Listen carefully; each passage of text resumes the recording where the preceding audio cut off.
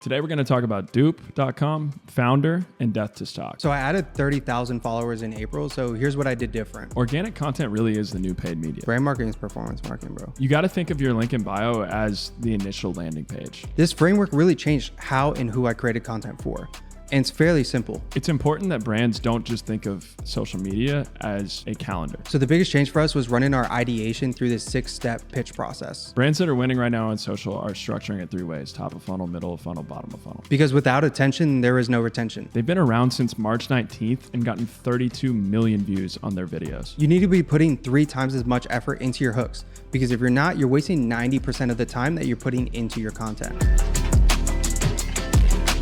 All right, guys, welcome to another episode of Sweat Equity. We got a different vibe here. We have different camera angles. This new camera is going to throw me off. Yeah. Like you looking over there is going to throw me off. It is. I got to get used to it. But this lighting, I love the lighting on your end. I am jealous of the lighting on your end. It's crazy that the guy that posts no clips gets the best lighting behind him. Okay, if we're going to start off I'm hot, a little salty there. If we're going to start off hot, we got to talk about how you matched your glasses to your new aesthetic behind you. Have I not been wearing these glasses for the last 3 weeks? I'm just saying. Why do you think that's blue over there? That is true. And leave it in the comments which one of us is fire and ice. I think it just makes sense. This is the warm side. It's comfortable. It's cozy over here. That's fair. You know, you're kind of you're the cold-hearted killer.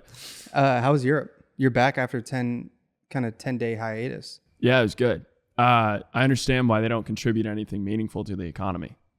Like it's nothing, you know, like it's 8 a.m. in Paris and the streets are empty. I mean, same thing with Barcelona. So how did you like the siestas?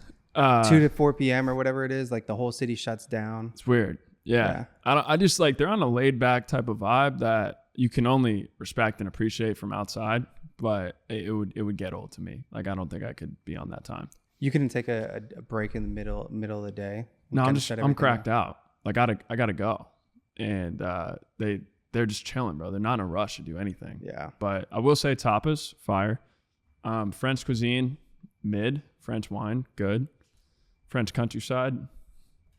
Seems like there's a lot that could be going on out there that we don't know about. Did you have a paella? I had a lot of paella. You like it? Yeah. I've had paella before.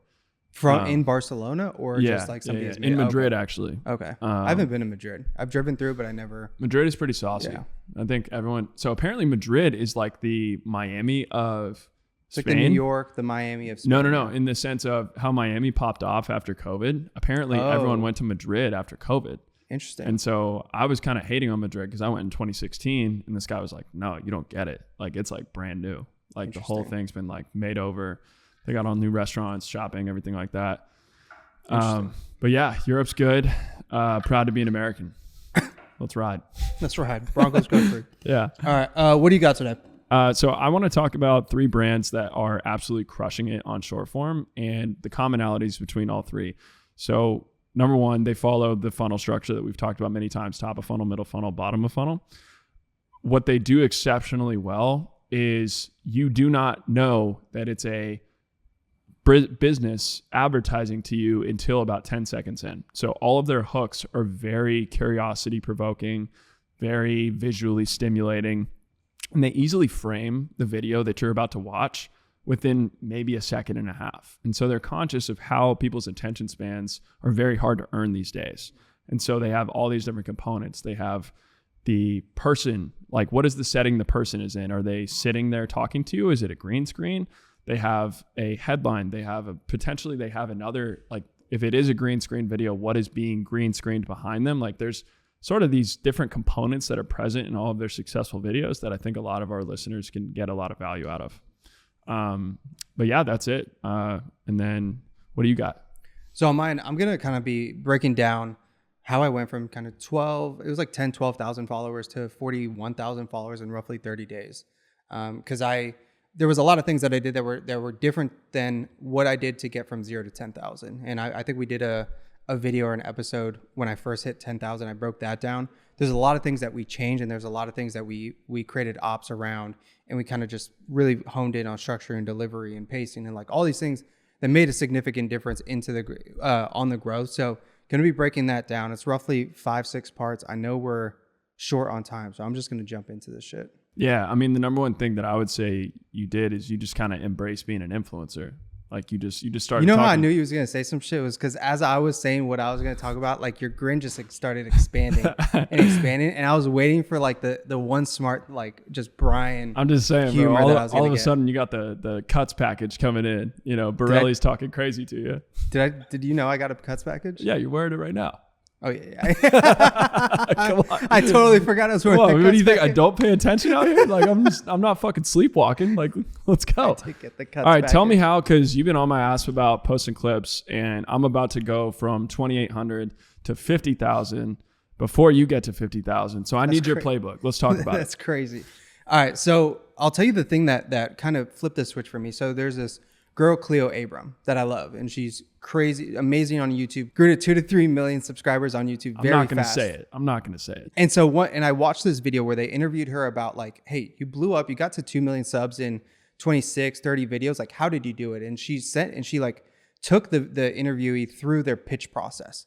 And I was like, wow, like that is every piece of content, every idea has to go through the pitch process before they film it. Mm-hmm. And so for me, I was like, look, I want to grow really fast. Fuck it. Like we're going to spend, if I want to do that, I got to spend extra time on the ideation and the pitch process. And so me and Fives, we started having a meeting every Monday where I would essentially go in the Notion pipeline and I would look at all of our ideas, our ideas, and I would run Fives through the pitch process. And so this pitch process was basically to be like, this idea, like it sounds good, but when you actually break it down, it is a terrible idea. It's not a terrible idea, but it's not a valuable idea that's going to go viral. It has potential to drive business results, whatever. And so we really started honing in on this pitch process. And so anytime I had an idea, it had to go through, okay, what is the idea? What is the key lesson or insight? What is the emotional reaction or impact that it's trying to drive? What is the visual hook? What is the title hook? And if there is one, this was more if like we were doing a YouTube short, what is the key visual?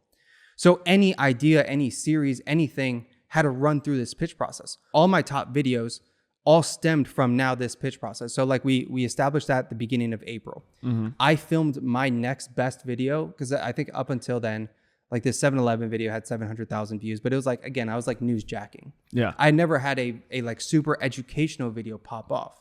We run through the True Classic one did pretty well. 200,000. Yeah. Right. Still good. But my next educational... Damn, you're calling that chump change now. Chump change. Yeah, you're different. Because my next... Yeah. Yeah. You see the you switched up. You see the cut. Yeah, bro, Jesus. So the next video we ran through it was good or bad, or good content versus bad content running edition. Yeah.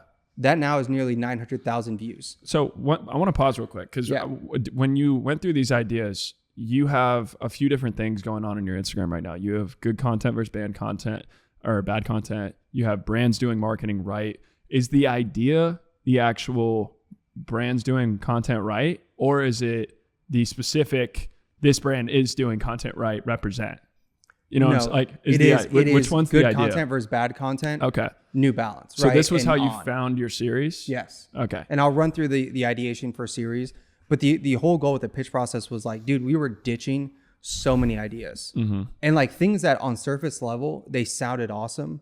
And then when you actually try to break it down, it's like, dude, after 2 or 3 lines, there's really not enough context or like value here for this to be a good piece of content. What I learned was the pitch process helped me increase my baseline number because my videos just got better because the ideas got better. And the central idea of the video just got better. So my baseline for my videos is now all like 20 to 30,000 versus before, even when I was growing, it'd be like 5,000, 6,000. Now there isn't a video that I put out that doesn't get 20 to 30,000 views, right? The next thing that I really honed in on was pacing, delivery, and structure. I'll give you kind of my formula because I know like Oren has his own formula, but my formula that's really been working for me that helps videos go viral is hook, value, stab, close. So you got the 2 hooks. Yeah, so let me explain what that is. Exactly. Like the 1-2 punch. Yes, it's almost, I think Kane called it a head fake, right? It's like this idea of I get the ball, I'm about to pull up, but I give a head Which fake. no one's jumping for that. To be clear. That's crazy. No one's jumping on that pump fake. Brian, let's be real. If we're doing pickup, you're picking me up. This is great. Oh yeah. I didn't know how deep you were about to go with that claim. I would pick you up, yes. Exactly. I'm Absolutely. Your first pick. I'm your point guard. It depends, dude. I'm your point guard. We have I've seen all the people we play with. We'll keep it going. You're picking me first. This is going to derail the whole podcast because this is an hour long. But there's no point guard that's guarding me. This isn't an episode of The Shop. People are here for I'm marketing dropping content. 15 to 20, and all my dimes are going to you. Under those conditions, yeah, I'll take you. So back to the formula. My formula is hook, value, stab. For example, the stab part doesn't really reflect my example because the stab specifically, like if I'm doing good content versus bad content, I'm taking a stab at one of the brands. Yeah, that's a well-known brand that's doing bad content. Yes, exactly. Yeah. So in one of the videos, it was like Reebok, right? Or if you're doing like a brand's doing marketing right, you're going to contrast. Like if On Running is doing marketing right, then this other shoe brand is not. That's exactly. The stab. So let's look at an example. So with Represent, this is Represent's $100 million marketing playbook. So it starts with Represent being a founder-led brand, but this is what they do better than anyone. So I set it up with this hook, and then there's like a little bit of value, but by me mentioning that like it's a founder-led brand, then I set it up with another hook by saying, but this is what they do better than anyone. So that other hook is essentially getting them to stay watching the video because my whole goal is to increase the average watch time, which is the third thing that I really learned about. Because the biggest mistake I see, and I see this a lot with Cut 30, right? Like this last cohort has 104 people in it. It has a ton of people. What I notice is a lot of people's videos will start with something like this. Hey, this is Alex. And so today I'm going to talk about how this brand did this. And it was crazy because this is the result. And when you get there, you're 10 seconds into the video. Like that is a huge mistake. And then they talk for 50 seconds. And by the end of it, you have like this 60-second video that the first 10 seconds are absolute fluff. Then there's like some kind of value. And then they end the video with like something like, let me know what you think. If you have any questions, just hit me below. So I'm about to do some math that I did, and I'm going to be looking at my screen as I talk about this. So let's say you put out a 50-second video, and the average watch time is 12 seconds. And this was a big moment for me that I understood, and it was like, this changed the trajectory of a lot of my videos. So 12 seconds of a 50-second video is a 24% watch time. If you have that same 10-second hook, and you take that 10-second hook to 3 seconds from, hey, this is what I'm going to be talking about, and I'm Alex, yada, yada, to, hey, this is X, you just reduced your hook by 7 seconds and increased your average watch time to 28%. So you just took it from 24% to 28% by just removing fluff. Now, if you take out that last 10 seconds at the end where you're saying, hey, if you like this, drop questions, yada, yada, and you reduce that, you now increase the watch time to 30%. Why is this important? So the first thing is algo market fit. This is something Oren talked about. So you find algo market fit when you put something out and then it shows it to your followers and then it slowly starts showing it to more people and more people that are outside of your follower base. And the thing that you'll learn there is the best content will rise, like especially with the changes to Instagram's algorithm, the best content will rise. So the more you can find algo market fit, the more people your content is going to be shown to. So all of my content is in this range of like 45 to 50 seconds. But the key is all of my content that hits and takes off and hits 100,000 views, they all have this starting watch time of 15 to 16 seconds. What I mean by that is anytime it hits my current follower base, the watch time will hit 15 to 16 seconds in that range. But then here's what's interesting. As it continues to hit more people and it shows it to more people, the watch time increases. So it goes from 15 to 16 seconds and they'll send it to like another cohort of people. It'll all of a sudden go to like 17 or 18. Then it shows it to more and it goes to 19, 20. And then by the end of it, the average watch time is like 23 to 25 seconds. So now the video starts at 30% average watch time, ends at like 50% watch time. So my whole thing here is that is influenced by the structure, the delivery, and the pacing. And so what I think is very important, it's important to have a formula, some kind of formula or structure that you follow, because you want to eliminate the fluff that you're adding throughout the video, because it's only going to decrease your average watch time by you lengthening the video, which then reduces the amount of people that it's going to hit long term.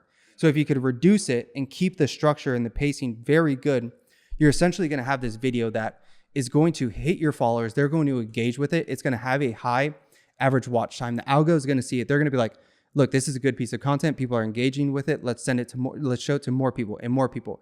And that's how then you start to increase that base of individuals that you're going to be able to hit. The other thing is when one piece of content hits the algo, you'll start seeing other pieces of content start hitting the algo. when during that time, I had 3 videos like really pop off. All of a sudden, videos that had 20,000 views went from 20,000 to 60,000, 80,000, 100,000. And that was part of like the rapid increase of follower count. The next part that I have is the importance of your hooks. And this sounds very obvious, but I always say you need to put triple amount of time into your hook as the body. Because, sorry, I had a burp. Because without attention, there is no retention. And the quote that I love is David Ogilvy, right? And I'm sure you've seen this a million times. On the average, 5 times as many people read the headline as they read the body of copy. It follows that unless your headline sells your product, you have wasted 90% of your money. This goes to the same, right? If we're looking at a short form video, this rule applies to the same thing, where if nobody is consuming your content, you're getting nobody's attention, that hook is not delivering, you're wasting 90% of the rest of the work that you just put into the body. So what I really like to do is I break my video into sections and segments. So I have the hook, and I'll literally break this into Notion. It's hook, then 25%, 50%, 75%, 100%. And I'm essentially mapping out piece by piece those sections because I want to get to 25% watch time. I know here, like I know if it's 3.5 lines or 4 lines, I know that's like 12, 15 seconds. I know that this part needs to bang because it's the only way I'm going to get to 50, which is the only way I'm going to get to 75 and 100. And so being able to break, again, this is when you're really trying to figure it out and you have to figure out what works, what's the common denominators in viral content, break it down into this hook 25, 50, 75, 100, because then you're going to be able to, when something performs well, you're able to look at the drawing board and be like, oh, this is why. And when it doesn't, you're able to do the same thing. So I'm going to end with 2 simple frameworks to kind of help individuals, or to help listeners. So the first one is, if you're going to do any of this, you got to know who you're creating for. Like that's the biggest thing. If you don't know who you're creating for, you're going to be making content for nobody and essentially just putting shit out into the void and hoping it resonates. So there's this framework of like creating for one, right? It's a very obvious framework. And the idea is like, anytime I publish a piece of content, it might have 500,000 views, but that is 500,000 different experiences with my content versus this idea of I'm trying to reach 500,000 people. No, you're trying to reach one person at a time, and then it compounds into 500K. So I like to ask 3 questions, and I'll show you how I did it for myself. So the first one is, who is it? Who is that individual that you are consuming, or that's trying to, you want to consume your content? Then the second is, where are they? Here you're trying to understand their journey. Where are they so that you can create content that is helpful? Third is, what content do they need? So the way I like to think about it is, who is it? I like to talk to a startup founder that wears the marketing hat. Where are they? They are 2 years behind my journey in like content creation or organic content or brand marketing. What content do they need? And then like that's more pillars, and that'll help me establish my pillars. But with this, you're really able to identify like, who is the individual that you're trying to talk to? Even with the newsletter, I always had this, when I was first writing it, I always wanted Dharmesh from HubSpot to read the newsletter. And so anytime I wrote to attract him, because I knew if I attracted him and I got him to consume the newsletter, I knew there's a lot of other people like him that would trickle down and be like, those are valuable people. If he consumes it, other people like him will find it valuable and consume it as well. He got on the newsletter, and I knew like I was writing the right content. The next is a formula for a strategy. And this is just mostly for brands and for creators as well. But the first is, you need to determine your niche. Then you need to establish your pillars. Then you need to create content types around your content pillars. So let me just share what it is for me. And this is what I learned for me through like a testing strategy that I ran through first. So my niche right now is kind of like DTC, CPG brands within the lifestyle, wellness, like fitness space, right? My pillars through testing, because I did a bunch of different pillars. Like I was doing ads reviews, I was doing landing pages reviews. They all performed well, but none of them hit. So I established pillars as what hits, what has almost like a 1-to-1 ratio of likes to saves or likes to shares. And so for my pillars, it was breaking down organic social content, funnels, and brand marketing. So organic social content is kind of like this good content versus bad content. Brand marketing is brands doing marketing right. Funnels is really playbook driven. And then my content types is primarily educational, but getting to what you mentioned is I turned all my educational content into some kind of series. So that's why there's brands doing content right. That is a series. It's repeatable, scalable, and simple. Then with the same thing with good content versus bad content. Like these are all things I can just look. The reason I like series actually is two things. I could look at content, or I could look at what I'm trying to observe and talk about through a different lens. I look at New Balance's content now. I look at On Running's content now through the lens of good content versus bad content. So now my like every time I scroll the feed, it is feeding me. Like the entire feed is a library for my knowledge and for me to create content from. And then the other thing I really like about a series is a series is habit forming, right? Because it creates an expectation. Then you meet that expectation over and over again until you get to the point where you're forming a habit. And so the thing is, you want to treat it almost like a TV show, like the same way you or your girl sits down to watch The Bachelorette, right? Every, I don't know what day it comes out. I know what you're trying to say. You know what I mean. But like if it comes out every Thursday at 8 p.m., then it's like the girls are sitting down at 8 p.m. with wine to watch The Bachelorette. I'm trying to create that same feeling on somebody's feed so that when they see my profile picture, they know, oh, he's about to drop XYZ about XYZ.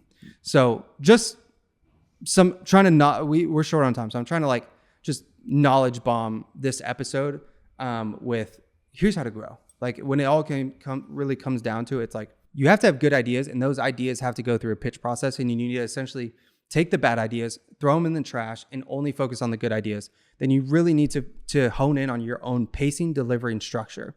Have some kind of formula that you can fine and refine time over time. That all rhymed, which is crazy. But you essentially want to have that so that you know the common denominators in content that works, content that doesn't work. Then you really want to focus on increasing the average watch time. And that is going to come through really honing in on your pacing, delivery, and structure. And then the last part I'll say is your hooks. Do not neglect putting time into your hooks. You think a hook is good, it could always be better, because if you can't get somebody to stick and pay attention to your video, then the rest of your body, all the time that you put into the research and the scripting, it just doesn't matter. So create for one, and then after that, understand, do your testing, determine your niche, your pillars, and then your content types. You're really going to differentiate on your content types. Yeah. I think the thing that stood out there the most is probably the double hooks. Yeah. Because so many people spend 90% of their time on the hook, and then they go into that boring shit immediately. Yep. They'll spend so much time trying to have a curiosity driven hook or something that maybe is a proven framework, and then proceed to, and by the way, I'm so-and-so and I review marketing content for a living. You could sign up like they go too quick in asking for the call to action, or like there's so much a lack of appreciation for your ability to actually retain someone's attention. Yep. And our buddy Nathan Baugh had this on LinkedIn the other day. He was doing Kurt Vonnegut's rules for storytelling. And the number one that stood out about all of Kurt Vonnegut's stuff is he's like, I write with the understanding that this person has given me their attention, and I'm not going to take that for granted. You have to earn it. Yeah. And so it's so crazy how you'll like, because I mean, I'm pumping out 330 videos a month. Like it's our brands, it's impossible to review content at scale. And so you have to process this stuff out. And something that we've really tried to laser in on is like, if there's no payoff to this video, like if you don't kind of get someone's attention and then deliver what you got their attention for by the end of the video, like, and it sounds so simple, but like you actually have to look at things objectively from a third party perspective. The problem is the most obvious things are usually ignored. And in this case, it's like the hook, or there needs to be a payoff. You need to be done poorly. I think the obvious thing, the one thing that people do a lot is they see something obvious and then follow it up with a generic output. Yeah. And they don't spend the time to make that obvious thing exceptional, which is actually maybe the biggest differentiator between elite content creators and not 100%. Is, everyone knows the same set of rules and principles. Like you got to make a good hook. You got to have a, CTA at the end. Like, but the way that you actually orchestrate that is unique to you and unique to your style. That's what people are going to get to know you for over time. Is like people go to you and they're like, okay, I think expectation setting was another thing that you said that was really strong, because your first 3 seconds have to set an expectation for what someone's about to watch. 100%. Otherwise they're out immediately. It's a binary thing. If you don't say this is what you're going to get at the end of this video, then they're going to go to the next video because someone else will. And my hook is almost like starting with the end in mind, right? I'm like, this represents $100 million marketing playbook.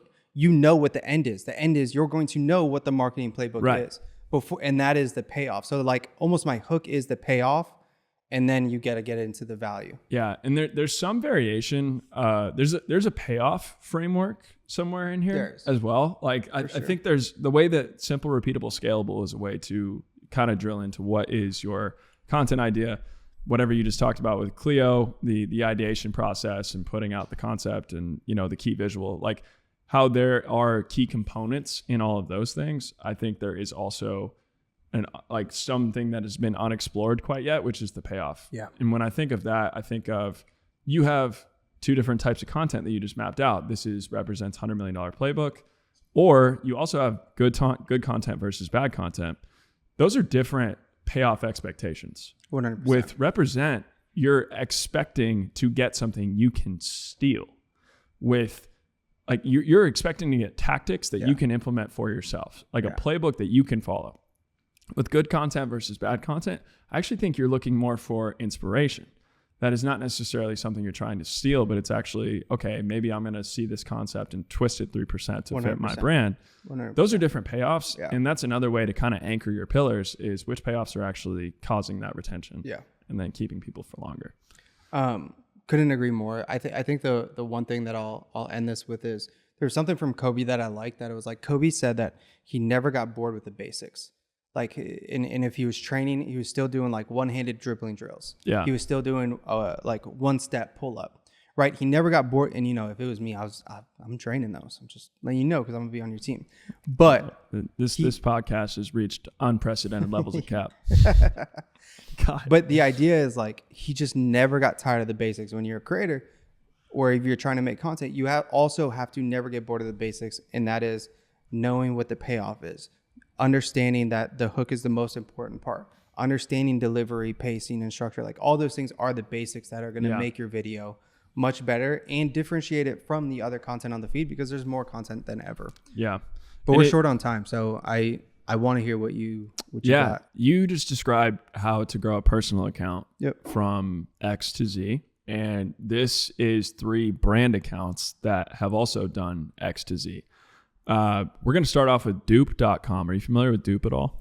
No, outside of you putting it on my radar before this podcast, no, I didn't. I was not. So dupe.com is the latest project from Nikita Beer, who previously did TBH, Gas. He's really good at driving social consumer growth in apps. And what Dupe is it's a website where there's nothing on the website other than just a field to input a URL. And that URL, say you see a couch from Restoration Hardware that you really like, it's like $10,000. You put the URL from that couch into Dupe, and it'll bring up all of the different dupes, all of the different like shittier quality furniture on Amazon, Wayfair, IKEA, whatever it is. And it's interesting because this is inherently a very shareable product. This is something that if I got it, I would tell 5 friends and I would say, yo, you got to go check this out. And you might think back in the day, they run paid acquisition. They would try and, say you're paying too much for furniture, get your free quote today. Like there's so many different performance marketing ways that they could approach this. But instead, they've actually gone all in on short form, organic, viral content. And the results are pretty staggering. So they've had 32 million views in the last 2 months, 530,000 likes. Here's the kicker though. They've had more shares than they have had likes, 735,000. You're looking at TikTok? On Instagram Reels only. Okay. I didn't even look at TikTok. Like I think they were going crazy on Instagram. How are you getting their amount of shares in comparison to their likes? When you have it on Reels, it shows you. No, I get that, but I'm saying like you're saying from an they've had how many likes? 539,000. How many shares? 735,000. How'd you get did you just add them all? I had my VA add them all. Okay. Yeah, manually. Okay. I was like, is there some software? I was like, there's no way Brian went and added 57 different posts. No, the software is Hire Jules HQ. You know what I'm saying? It's get you a Cynthia. Shout out Cynthia. Does she get a raise now? She did get a raise. Okay, yeah, I got to tell that story on the pod. I don't know. That might trigger some people, but so they have there's a few different things that I think are incredibly impactful about how they've executed this. So they've posted 57 videos, and of those 57 videos, 40 are actually the same 3 content types, and then 17 are experimental. But when they found something, they stuck with it, and they repeatedly hammered that concept. Yep. And it's hilarious how you can watch. There's 3 different types. So number 1 is they have this chart, and we'll put it on the YouTube, but it's a chart that goes from left to right. And on the left is broke furniture. On the right is rich furniture. And so they say, if you want to shop for this furniture, she points to the right, the rich furniture. If you want to shop for rich furniture at broke prices, you're going to want to watch this video. And some variation of that they've actually created literally 8 times. She just tries different hooks with that same visual concept. So that's her key visual, kind of like you were talking about with Cleo, is that's the concept. They're just hammering it over and over again. Different hooks, different people that they're trying to appeal to. Like one of her hooks is, your couch is why you aren't getting laid. And it's just like this ugly ass couch. So again, like they're a software company. That's a new kind of hook. For sure. I looked at it and I was like, fucking finally, I understand. But their content is very like approachable. And, again, they're building so much curiosity. Like I want to talk more about their hooks. So one of them is obviously that format where it's the broke furniture versus rich furniture.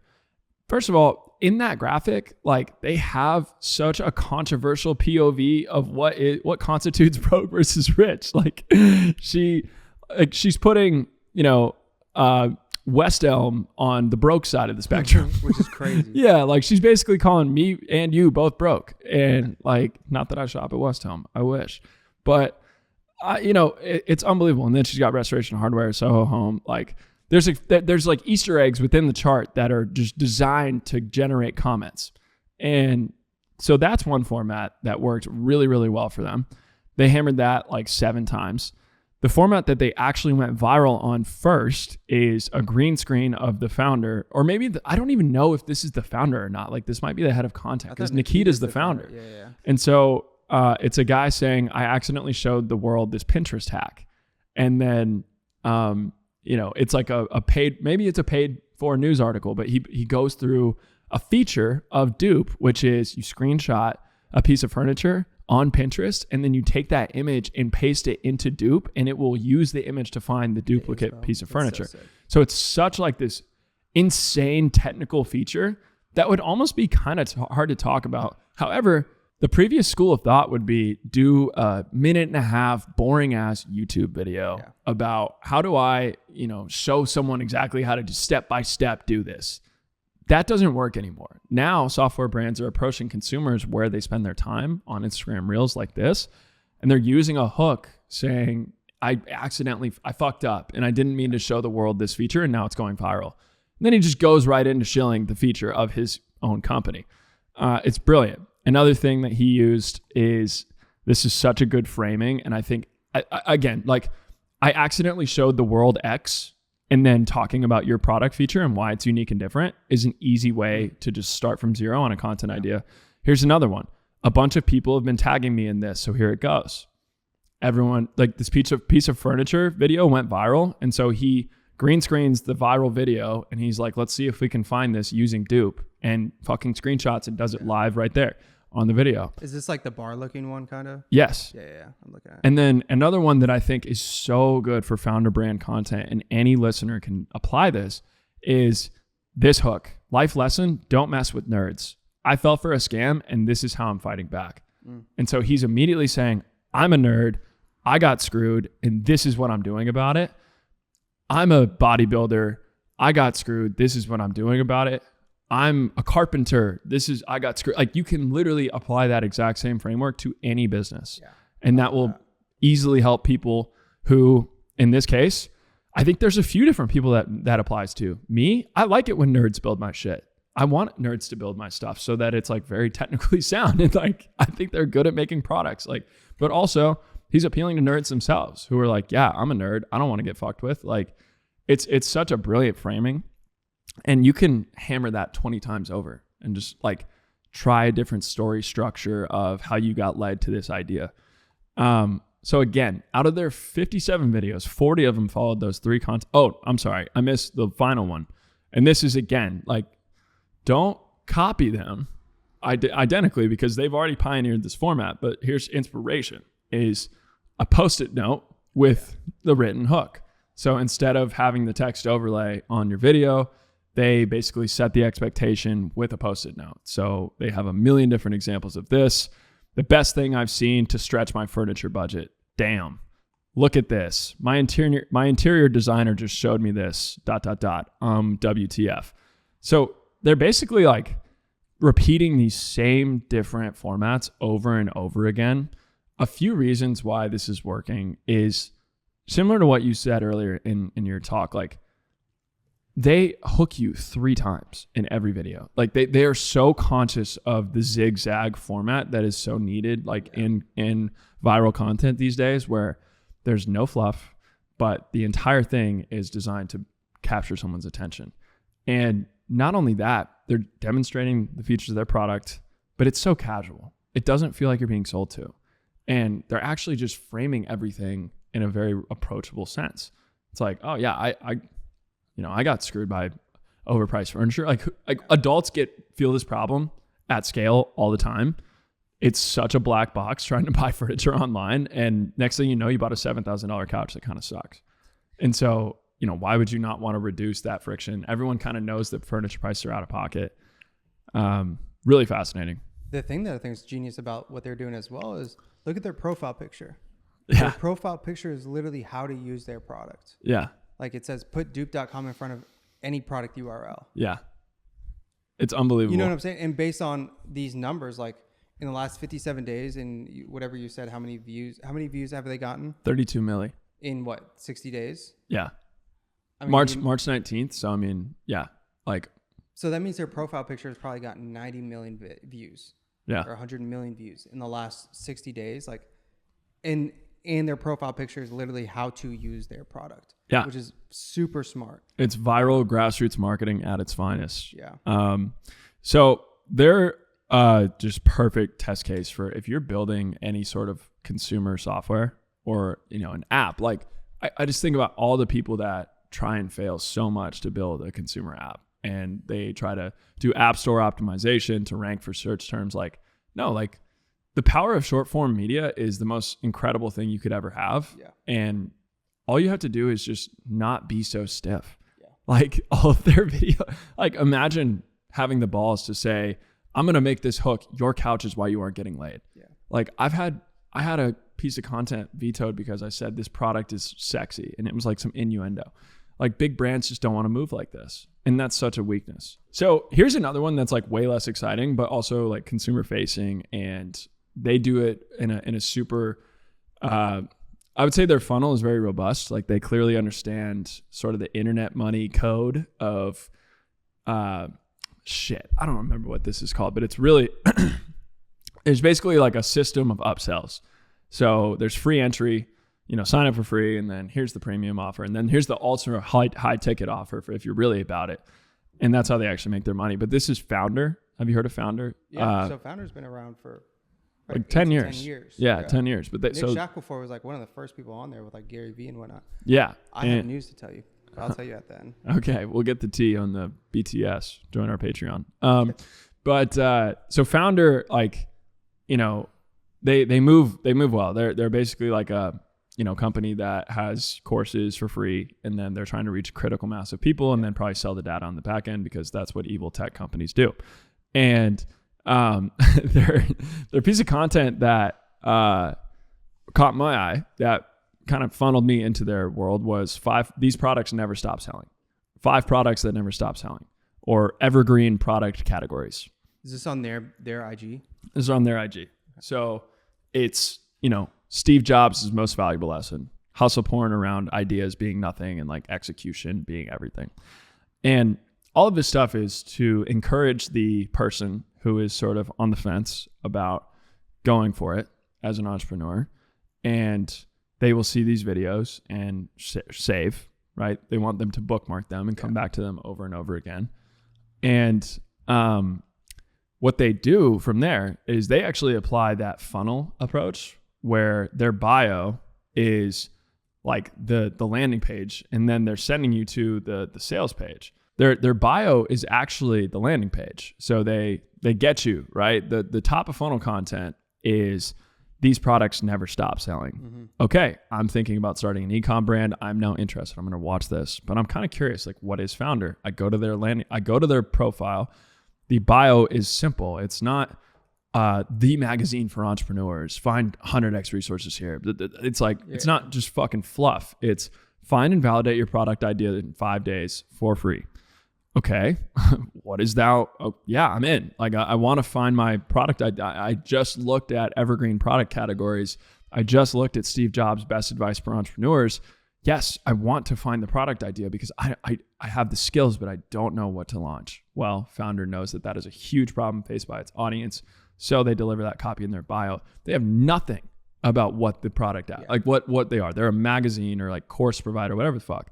So that takes you to their landing page, which is like an old school, like VSL. It's ClickFunnels. It's ClickFunnels. It's straight ClickFunnels. Learn how to find and validate your e-com product idea in 5 steps. Goes into a video sales later. You sign up for free. You go through the sign up flow, and it's just going to continue to sell you more and more and more shit. So their core product is a premium subscription. Like, they want you to watch the free content and then think, okay, now I need more. Yeah. My guess, if I actually was a sucker and went through this funnel, would be that I would be feeling like, I'll go through it. I'll put I'd be like John's email in there. Yeah. But again, it's, they're so good at like understanding their target customers' deepest desires of, I just don't know what to launch, or I want to leave my 9 to 5, but like, I'm not ready. Okay. So I put in, here's the second part of the landing page. Unlock your VIP Q&A sessions, lifetime access to the challenge, and more just for $1. So like, you get access to the challenge. They upsell you with the $1. And then next is coming the $99. Yeah. And then next is like a fucking $5,000 retreat. No thanks. I'll skip the generous offer. Congratulations, you've confirmed your seat. Yeah, and then they hit you with the magazine offer as well. Right. And then you're in an email drip sequence and you're going to get sold a $5,000 VIP experience in about 10 days. Such a good ClickFunnels page. Like, does this sound like you? You're ready to finally launch your dream ecom business, but you don't know where to start or even which products to offer. Even if you did know what to sell, you're worried that getting into a crowded market will just make your product flop. You're ready to diversify your income and do something more meaningful with your career. Your 9 to 5 just doesn't cut it anymore. Like, unbelievable, dude. If anyone's feeling a little bit like, fuck, my life is meaningless, I want to leave the 9 to 5, like, you're going to read this and get sold. And to be honest, I'm pretty anti-courses 98% of the time. I think like that's just basically, you should just fall into something and do it rather than like take some bro's course and like fucking put it off for a month. The only thing I don't like with these upsells is they get you for $1 and then in very small lettering, this is a 7-day trial. Yeah. And you're going to get billed for $99. Yeah. Right. And then who used to do that? Yes. Yeah. Trends. Yeah. Yeah. And then and they got my ass. I know. And after the checkout, it even shows you like a progress bar. There's another special offer on the back end of this $1 offer. Yeah. So it's going to be like that $4,000 to $5,000 offer. But again, like what Brian is saying here is it all starts with that top of funnel content. Right. Because the whole goal is to get you into this thing that is risk-free and is pure value, which is this ideation challenge or whatever, the challenge that they try to get you into that's probably just pre-recorded. But the idea is they get your information, then now they're going to put you up through this. Yeah, you're in their CRM at that point. You're a hot lead, right? Yeah. I mean, it's that simple. And another thing about it, to your point, is once you see that top of funnel content and you're sold already, it's similar to what we talked about with the Trojan horse content, where the founder basically talks about a very commonly felt problem or deep desire of its target customer, and then by the time you're 25 seconds into the video, you're fucking sold on whatever's on the end of that thing. And similarly, like, that's why they don't waste any time in their bio. They go straight to it. They go straight to their hero offer, straight to the ClickFunnels, straight to the upsells. Like, before you know it, you're like, fuck it. Like, I'm $99 deep in this. My only thing with something like this, a funnel like this, is it dilutes brand. They don't care. I know they don't care. Like, I don't want to say they're a money grab. Nathan actually follows me on IG. Nick and Chan or whatever, the founder. And I don't want to say it's a money grab, but I think it could have been a lot better than it is if they didn't follow like this click funnel process. Yeah. Of just like upselling and getting people into these 7-day trials and then, doing God knows what. I mean, don't get it twisted. Like this could be perceived as I'm hating. I'm actually just saying I think they are like brilliant. I think this funnel is fantastic. Evergreen product categories, product ideas for a tech brand. Like these are like books for finding product market fit. Like they know what content to create to attract more people at the top of their funnel, and they're doing an excellent job with it. The last brand that our listeners should study is one that Oren likes a lot. So it's Death to Stock. Have you seen Death to Stocks? Yeah. IG Reels. Oh, no. So Death to Stock is a non-copyright image platform that's just like cooler shit than the average, like what's it called, Getty Images or unlicensed stuff, and super helpful for creating dope content if you need like lifestyle images that are actually chill. All of their content is specifically for graphic designers. They do not make a single video that is not addressed to graphic designers, like at all. They don't care. It's like if Adobe Lightroom like had a IG Reels, they would only do for photographers. Like, and it's like the secret to graphic design. Something is off about this bridal design, and they call it bridal core. Like they're speaking in the code that their audience speaks in. And similarly, their link in bio is to become a member or sign up for their newsletter. And I think they do an excellent job of just being so top of funnel, because like that's not an easy product to really market in a paid media level. Like unlimited cool lifestyle creatives, like what do you say versus building affinity with a community? Like they're investing in community. And quick PSA, like this shit has no direct ROI. I mean, like it takes time, like they probably didn't see an uptick in signups until they'd actually reached some sort of like scale and content, and they just had to invest in it probably for 3 to 6 months. I don't know that for a fact, but I'd be shocked if that wasn't the case. But it's all like super shareable stuff. Like, that Hans Luray, he's like one of your students, right? Yeah. Like it's a similar vibe. Like it seems like they just are a brand behind, a similar type of content. But yeah, I mean, again, like really good stuff. Like new controversial influencer, the post-parasocial relationship. Like that's kind of like a weird like thing for Deaths to Stock which is like a non-copyrighted image thing to talk about. But they always loop it into, this is how graphic designers can apply this to their strategy. No, I really like this. These are 3 great examples. Dupe, I think so far is my favorite. I mean, out of these, like Dupe is by far just they're ignorant. Like I actually think like every one of our listeners, like I'm low-key gonna have my assistant download all of their scripts and like put them into frameworks, and that's what we're gonna use for the next like 3 months. They're so good.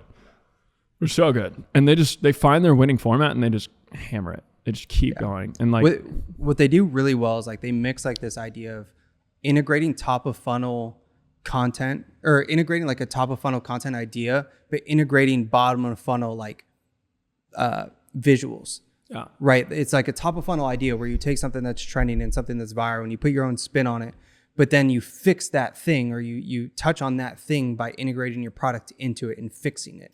Yeah. And that is like where I was trying to log into Ahrefs. I don't know why it's not letting me log in, but like just to look at their traffic, I bet you their traffic, I'll hit the similar web right now. Spike. Yeah. I bet you would see the spikes in traffic, because they're probably such a new brand that like organic. I think they've only been around. I mean, I don't think they've been around for very long at all. Yeah. I'm just saying like they probably do have a significant amount of traffic, and it's probably led by social. Last 2 months, going stupid.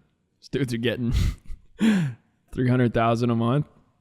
And they just started. That's crazy. I mean, crazy. Like the announcement of it was March 24th was their first video. Dupe.com TikTok. So they're also hitting TikTok. But yeah, they've been much more successful on IG Reels too, which I think is another something that like I know you and Oren continue to like say, test on TikTok first.